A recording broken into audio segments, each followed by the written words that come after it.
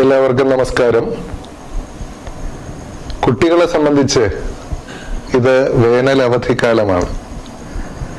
അതുകൊണ്ട് കുട്ടികൾക്കായി ഒരു എപ്പിസോഡ് ആകാമെന്ന് വിചാരിച്ചു. കുട്ടികൾക്ക് കളിക്കാനും ചിരിക്കാനും ഉള്ള അവസരമാണ് ഈ വേനൽ അവധി. പക്ഷെ കൂടുതൽ കുട്ടികളും ഇന്ന് കമ്പ്യൂട്ടറിന്റെ മുമ്പിലും മൊബൈൽ ഫോണുകളുടെ മുമ്പിലുമാണ് കളിയും ചിരിയും ഒക്കെ. അതുപോരാ, നമ്മുടെ വീട്ടിൽ നിന്ന് പുറത്തിറങ്ങണം, പ്രകൃതിയെ കാണണം, മരങ്ങളെയും ചെടികളെയും നമുക്ക് ചുറ്റുമുള്ള പക്ഷി മൃഗാദികളെയും ഒക്കെ കാണണം, കൂട്ടുകാരുമൊത്ത് പുറത്ത് കളിക്കണം. കളി എന്ന് പറയുമ്പോൾ അത് ക്രിക്കറ്റും ഫുട്ബോളും മാത്രമല്ല, പണ്ടത്തെ കളികൾ, നാടൻ പന്ത് കളിയും മറ്റ് നാടൻ കളികളും ഒക്കെ അറിയണം, പരിചയപ്പെടണം. അങ്ങനെ ചില കളികൾ നമുക്കുണ്ടായിരുന്നു എന്നവരറിയണം. അവർക്കറിയില്ലെങ്കിൽ അത് മാതാപിതാക്കൾ പറഞ്ഞു കൊടുക്കണം. പിന്നെ വായിക്കാൻ സമയം കണ്ടെത്തണം. ഈ പഠന സമയത്ത് മറ്റു പുസ്തകങ്ങൾ വായിക്കാൻ കഴിയില്ല. അത് ഈ അവധിക്കാലത്ത് കൂടുതൽ പുസ്തകങ്ങൾ വായിക്കാൻ അവർക്ക് അവസരമുണ്ടാകണം. അത് സൂപ്പർമാനും സ്പൈഡർമാനും ബാറ്റ്സ്മാനും മാത്രമല്ല, കുട്ടികൾക്ക് വേണ്ടി എഴുതപ്പെട്ടിട്ടുള്ള മലയാള കഥകളും ഒക്കെ കുട്ടികൾ വായിക്കണം. അത്തരം കഥകളെ മാതാപിതാക്കൾ തന്നെ കുട്ടികൾക്ക് പരിചയപ്പെടുത്തി കൊടുക്കണം. അല്ലെങ്കിൽ നമ്മുടെ വീടിനെ കുറിച്ചും നാടിനെ കുറിച്ചും ഒന്നും അറിയാത്തവരായി അവർ മാറിപ്പോകും എന്നുള്ളതാണ് ഒരു പരമാർത്ഥം. ഞാനൊരു ബാലസാഹിത്യ കൃതി പ്രസിദ്ധീകരിക്കുന്നത് ഏതാണ്ട് 10 വർഷം മുമ്പാണ്. ആ കഥകൾക്ക് ഒരു അവതാരിക എഴുതിയിരിക്കുന്നത് പ്രശസ്ത എഴുത്തുകാരനും അധ്യാപകനും ഒക്കെയായ പ്രൊഫസർ GN പണിക്കർ സാറാണ്. അദ്ദേഹം ആ പുസ്തകത്തെ ആകെ തന്നെ വിലയിരുത്തിയിട്ടുണ്ട്. ഒപ്പം ഒരു ബാലസാഹിത്യം എന്താണ് എന്നതിനെ കുറിച്ചും പണിക്കർ സാർ ഇതിൽ പറഞ്ഞിട്ടുണ്ട്. അദ്ദേഹം പറഞ്ഞിരിക്കുന്ന ചില വരികൾ മാത്രം ഞാനിവിടെ വായിക്കാം. ബാലസാഹിത്യ രചന താരതമ്യേന കൂടുതൽ പ്രയാസമുള്ള കർമ്മമാണ്. നമ്മളെല്ലാം ഒരു കാലത്ത് കൊച്ചു കുട്ടികളായിരുന്നു എന്ന് പറഞ്ഞിട്ട് കാര്യമില്ല. കാരണം ബാല്യകാലത്തെ ധന്യതകൾ പലതും നമുക്ക് എന്നേ നഷ്ടമായി കഴിഞ്ഞു. കൊച്ചുകുട്ടികളെപ്പോലെ നിഷ്കളങ്കം തുറന്നു ചിരിക്കാനും അവരെ പോലെ ഭ്രാന്തമായി സ്വപ്നം കാണാനും പ്രായമായവരെ പോലും ലജ്ജിപ്പിക്കും വിധം ബുദ്ധിപരമായ ജിജ്ഞാസയുടെ ഉടമകളാകാനും കഴിയുന്നവർക്ക് നല്ല ബാലസാഹിത്യ കൃതികൾ രചിക്കാനാവൂ എന്നാണ് അദ്ദേഹം ബാലസാഹിത്യ കൃതികളെപ്പറ്റി ഈ ആമുഖത്തിൽ പറഞ്ഞിരിക്കുന്നത്. ഒപ്പം ഈ കഥകളെ കുറിച്ച് അദ്ദേഹം പറയുന്നത്, ഈ കഥകൾ കുട്ടികൾക്കായി എഴുതിയവയാണെങ്കിലും ഇവ പ്രായമായവരെയും ആകർഷിക്കും. മനുഷ്യരും മൃഗങ്ങളും പക്ഷികളും എല്ലാം ഇവയിലെ കഥാപാത്രങ്ങളാണ്.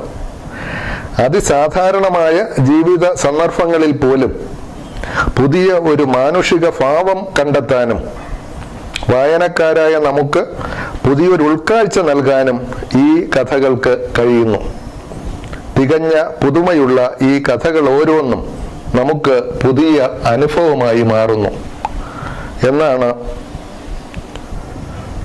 ആമുഖത്തിൽ GN പണിക്കർ സാർ പറയുന്നത്.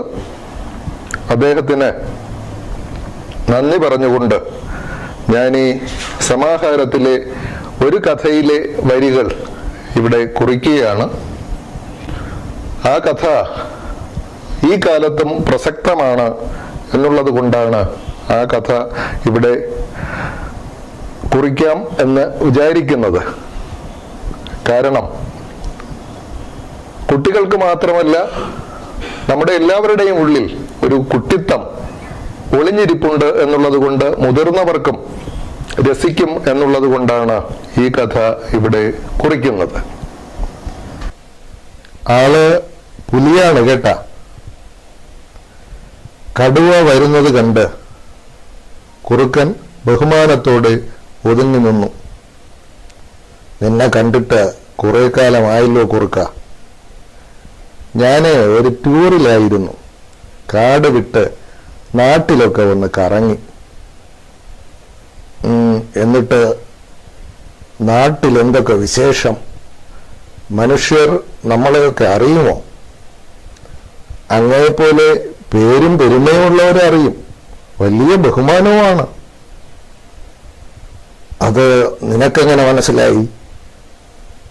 അവിടെ പലരും വലിയ മൃഗങ്ങളുടെ പേരുകളാണ് സ്വന്തം പേരിനോടൊപ്പം ബഹുമതിയായി ചേർത്തിട്ടുള്ളത്. കടുവ ഭാസ്കരൻ, ഈറ്റപ്പുലി ആന്ത്രോസ്, സിംഗം ഷാജഹാൻ എന്നിങ്ങനെയാണ് പലരുടെയും പേരുകൾ. ഇവരൊക്കെ നാടിനെ വിറപ്പിച്ച വീരന്മാരാണ്. കൊള്ളാം. ഞങ്ങളുടെ നിലയും വിലയും ഇപ്പോ നിനക്ക് മനസ്സിലായോ? അതെനിക്ക് നേരത്തെ അറിയാവുന്നതല്ലേ. അപ്പോൾ നിസ്സാര ജീവികളെയൊക്കെ അവർക്ക് പുച്ഛമായിരിക്കുമല്ലോ. എന്താ സംശയം? പേടിത്തൊണ്ടനായ ഒരു തൂപ്പുകാരന് കാക്ക കരുണൻ എന്നാണ് പേര്. അതുപോലെ നൊണ്ടിയായ ഒരു സ്ത്രീയെ മുയൽ മാലതി എന്നാണ് വിളിക്കുന്നത്.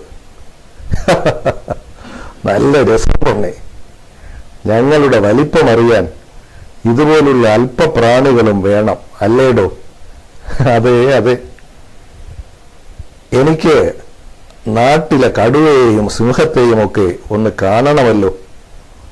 ക്ഷമിക്കണം, അത് നടക്കുന്ന കാര്യമല്ല. അതെന്ത്? കടുവ ഭാസ്കരൻ ഇപ്പൊ ജയിലിലാണ്. ഈറ്റപ്പുലി ഒളിവിലാണെന്നാണ് പറയുന്നത്. പിന്നെ സിംഹത്തിന്റെ കാര്യം, ഏതോ മാറാ രോഗം പിടിപെട്ട് പാവം കിടപ്പിലാണ്. ചെയ്ത പാപങ്ങളുടെ ഫലം എന്നാണ് ആളുകൾ പറയുന്നത്. പിന്നെ വേണമെങ്കിൽ കാക്കയെയും മുയലിനെയും കാണാം. കാക്ക തെരുവുകൾ വൃത്തിയാക്കുന്നു, മുയല് രോഗികളെ ശുശ്രൂഷിക്കുന്നു. എല്ലാവർക്കും അവരെ പറ്റി നല്ലതേ പറയാനുള്ളൂ. അവരെ ആർക്കും എപ്പോഴും കാണാം. എന്തു പറയുന്നു? ഒന്നും പറയാതെ ഗർവിന്റെ തല കുനിഞ്ഞ് കടുവ നടന്നു. ഈ ചാനൽ ഇനിയും സബ്സ്ക്രൈബ് ചെയ്തിട്ടില്ലാത്തവർ ഇതിന് താഴെ കാണുന്ന ചുവന്ന ബട്ടണിൽ ക്ലിക്ക് ചെയ്ത് ഈ ചാനൽ സബ്സ്ക്രൈബ് ചെയ്യുക. ഒപ്പം നോട്ടിഫിക്കേഷൻ ലഭിക്കാനായി അതിനോടൊപ്പമുള്ള ബെൽ ബട്ടണിലും ക്ലിക്ക് ചെയ്യുക. എല്ലാവർക്കും നന്ദി, നമസ്കാരം. അടുത്ത ഒരു എപ്പിസോഡിലും ഇത്തരം കാര്യങ്ങളുമായി തിരിച്ചു വരുന്നതാണ്.